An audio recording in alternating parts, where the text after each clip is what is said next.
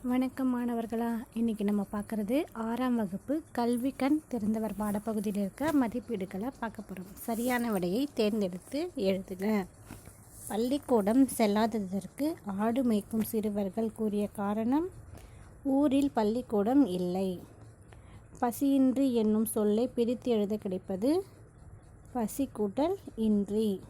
படிப்பறிவு என்னும் சொல்லை பிரித்து எழுத கிடைப்பது படிப்பு கூட்டல் அறிவு. காடு கூட்டல் ஆறு என்பதனை சேர்த்து எழுத கிடைக்கும் சொல் காட்டாறு. சொற்றொடரில் அமைத்து எழுதுக. முதல் ஒன்று வகுப்பு. வகுப்பில் உள்ள அனைவருடன் அன்போடு பழக வேண்டும். உயர்கல்வி. மாணவர்கள் உயர்கல்வி பெற்று நம் நாட்டிலேயே பணிபுரிய வேண்டும். சீருடை. பள்ளிக்கு சீருடையில்தான் செல்ல வேண்டும். கோடிட்ட இடங்களை நிரப்புக. குழந்தைகள் பள்ளியில் ஏற்றத்தாழ்வின்றி படிக்க டேஷ் அறிமுகப்படுத்தப்பட்டன சீருடை. இரண்டாவது கேள்வி: காமராசரை கல்வி கண் திறந்தவர் என மனதார பாராட்டியவர் தந்தை பெரியார். குருவினா: காமராசர் காலத்தில் தொடங்கப்பட்ட கல்வி நிறுவனங்கள் எவை?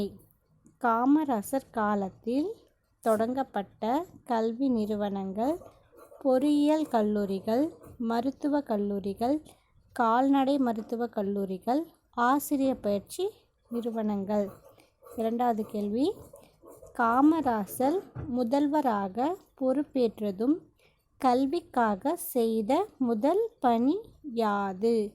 காமராசர் முதல்வராக பொறுப்பேற்றதும் கல்விக்காக செய்த முதல் பணி தமிழகத்தில் மூடப்பட்டிருந்த 1000 தொடக்க பள்ளிகளை உடனடியாக திறக்க ஆணையிட்டார்.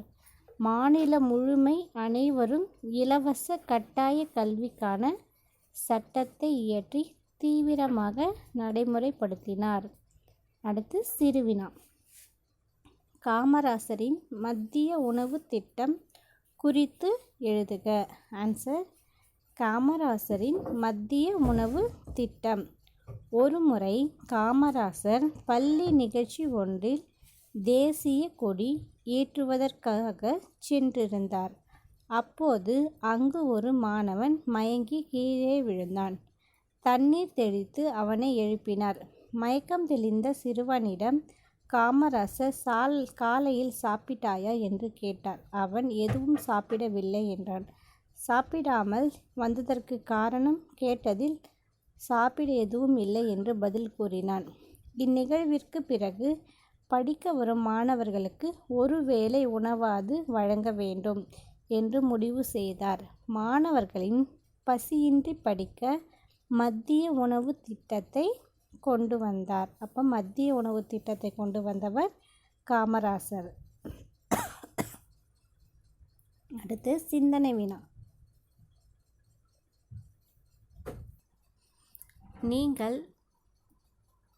நீங்கள் முதலமைச்சரானால் கல்வி முன்னேற்றத்திற்காக என்னென்ன திட்டங்களை கொண்டு வகுப்பீர்கள்? இது வினா. இதுக்கான ஆன்சர் பாருங்கள். முன்னுரை போட்டு எழுதுங்க.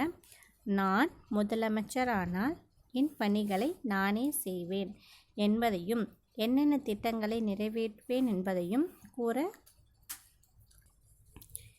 நான் முதலமைச்சரானால் என்ன பணிகளை செய்வேன் என்பதையும் என்னென்ன திட்டங்களை நிறைவேற்றுவேன் என்பதையும் கூற விரும்புகிறேன். மாணவர்களுக்கு பயன் தரும் திட்டங்கள். இது சைட் ரீடிங் எழுதிக்கோங்க. மாணவர்கள் சிரமமின்றி பள்ளிக்கு சென்று வர சிறப்பு பேருந்துகளை இயக்க உத்தரவிடுவேன். ஏழை மாணவர்களுக்கு உயர்கல்வி பெற உதவித்தொகை வழங்குவேன். பெண் கல்விக்கு ஊக்கமளிப்பேன். அடுத்தது மின் உற்பத்தியை பெருக்குவேன். மின் பற்றாக்குறையை போக்க புதிய மின் உற்பத்தி நிலையங்களை துவக்க உத்தரவிடுவேன்.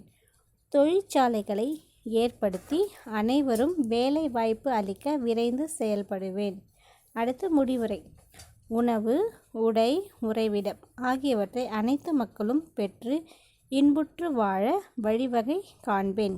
கல்வி வளர்ச்சிக்கு தேவையான திட்டங்களை வகுத்து செயல்படுத்துவேன். அனைவருக்கும் ஆதரவு தர அன்புடன் வேண்டுகிறேன். இதில் கூடுதல் வினாக்கள் இதுவும் நீங்கள் எழுதி வச்சுக்கோங்க. காமராசரின் நினைவு இல்லங்கள் எங்கெங்கு உள்ளன? காமராசர் வாழ்ந்த சென்னை இல்லம் மற்றும் விருதுநகர் இல்லம் ஆகியன அரசுடைமை ஆக்கப்பட்டு நினைவு இல்லங்களாக மாற்றப்பட்டுள்ளன. காமராசரின் பெயர் சூட்டப்பட்ட இடங்கள் யாவை? மதுரை பல்கலைக்கழகத்திற்கு மதுரை காமராசர் பல்கலைக்கழகம் என பெயர் சூட்டப்பட்டுள்ளது. சென்னையில் உள்ள உள்நாட்டு விமான நிலையத்திற்கு காமராசர் பெயர் சூட்டப்பட்டு உள்ளது. உன் பாடத்தில் காமராசரின் வாழ்வில் நிகழ்ந்த ஒரு நிகழ்வை ஏதேனும் ஒன்றினை எழுதுக.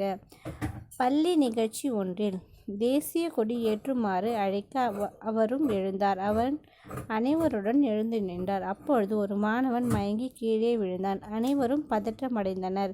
தண்ணீர் தெளித்து அவனை எழுப்பினர். மயக்கம் தெளிந்த சிறுவனிடம் அவர் காலையில் சாப்பிட்டாயா என்று கேட்டார். அவன் எதுவும் சாப்பிடவில்லை என்றான்.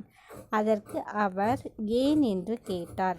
மாணவன் சாப்பிட எதுவும் இல்லை என்று பதில் கூறினான். இதற்கு பிறகு படிக்க வரும் மாணவர்களுக்கு ஒருவேளை உணவாவது வழங்க வேண்டும் என்று முடிவு செய்தார் அவர். இந்த பாடத்தில் இருக்கிற இந்த வினாக்கள்லாம் நோட்டு புத்தகத்தில் எழுதி வச்சுட்டு படிங்க. அடுத்த வீடியோவில் அடுத்த பாடத்திற்கான விடைகளை பார்க்கலாம். இதே போல் அடுத்தடுத்த பாடங்களுக்கு உங்களோட விடைகள் வரும். இந்த வீடியோ பிடிச்சிருந்தா மறக்காமல் கமெண்ட் பாக்ஸில் கமெண்ட் பண்ணுங்கள், லைக் பண்ணுங்கள், ஷேர் பண்ணுங்கள். அடுத்த வீடியோவில் சந்திக்கலாம்.